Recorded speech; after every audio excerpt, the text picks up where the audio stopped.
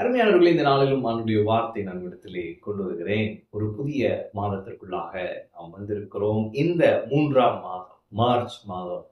ஆண்டவர் நமக்கு கொடுத்திருக்கிற வாக்குத்தத்த வசனம் சங்கீதம் 114 அதிலே 8.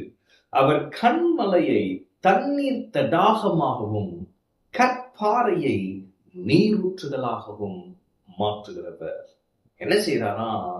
தேவன் கன்மலைய தண்ணீர் தடாகமாக மாற்றுகிறார். கற்பாறை தான் அதை எப்படின்னா நீரூற்றுகளாகவும் மாற்றுகிறார். அப்ப இந்த மாதம் எப்படிப்பட்ட மாதமா இருக்கும் என்றால், மகிமையான மாற்றங்களை அனுபவிக்கிற மாதமாக இருக்க போகிறது.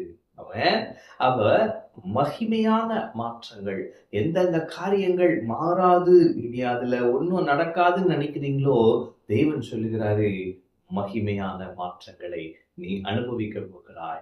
இந்த மாதம் கர்த்தர் மகிமையான மாற்றங்களை உடைய வாழ்க்கையிலே செய்ய உண்மையுள்ளவராயிருக்கிறார். அவர் நிச்சயம் செய்வார். ஆமென்.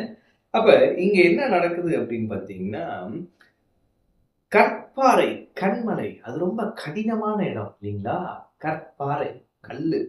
அந்த இடத்துல இருந்து என்னங்க வரும் அப்படின்னு பாத்தீங்கன்னா, கற்பாறை என்ன, அது கன்மலை என்ன ஆகுதுன்னா தண்ணீர் தடாகமாக மாறுகிறதாம். கற்பாறை ஆனா அதுல என்ன மாறுதுன்னா நீரூற்றுகளாக மாறுகிறதாம். அப்ப ஆண்டவர் என்ன சொல்ல வர்றாருன்னா, அப்பா இந்த மாசம் கடினமான இடத்திலிருந்து கனிவான நன்மைகள் உன்னை தேடி வரப்போகிறது என்று சொல்லுகிறார். ஆமென்.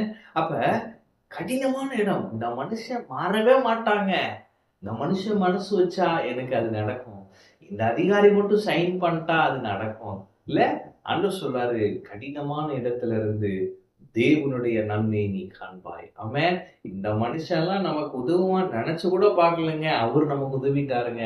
கர்த்தர் உங்க வாழ்க்கையை அப்படியாக மாற்ற போகிறார். மகிமையான மாற்றங்களை அவர் நிச்சயம் கொண்டு வருவார். பிரதர், இவங்கெல்லாம் மனம் மாற மாட்டாங்க அப்படின்னு நான் நினைச்சேன். ஆனா கர்த்தர் அவருடைய வாழ்க்கையில கிரியை செய்திருக்கிறார், மகிமையான மாற்றத்தை கொடுத்திருக்கிறார் என்று சொல்ல போகிறீர்கள். ஆமென். அப்ப இந்த மாதத்திலே மாறாதவர்களும் மனம் மாறுவார்கள். அடுத்து ஏறாத உங்க ப்ராஃபிட்ஸ், ஸ்டாக்ஸ் இந்த மாதிரி இருந்ததுன்னா, உங்க சொத்து மதிப்பு, அந்த மாதிரி காரியங்கள், ஏறாத காரியங்கள் எல்லாம் ஏறும். ஆமென். ஒருவேளை பிசினஸ் ரொம்ப படுத்துட்டே இருக்கு, ரொம்ப சோர்வா இருக்குன்றீங்கன்னா, இந்த மாசம் சொல்றாரு, ஒரு ப்ராஃபிட் இன்க்ரீஸ் ஆண்டவர் கொடுக்கிறார். ஆமென்.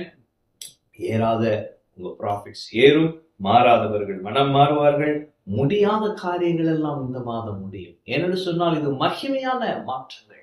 முடியலைங்க, ஆண்டவர் சொல்றாரு இந்த மாதம் முடியும் என்று சொன்னால் மகிமையான மாற்றத்தை நான் கொண்டு வருவேன் உன் சூழ்நிலையிலே என்று சொல்லுகிறார். ஆமென்.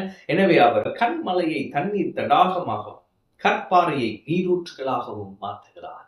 தேவன் உங்கள் வாழ்க்கையில் இந்த மாதத்திலே மகிமையான மாற்றங்களை ஏற்படுத்தி உங்களை ஆசீர்வதிப்பார், ஆச்சரியப்படுத்துவார். நீங்கள் அவருடைய நன்மைகளை அனுபவிப்பீர்கள். நீரூற்றுகள், எனவே அது நிரம்பி வழிகிற ஆசீர்வாதமாயிருக்கும். கர்த்தர் பெரிய காரியங்களை செய்வார். ஆமென். கர்த்தர் உங்களோடு, கர்த்தர் உங்களை ஆசீர்வதிப்பார்.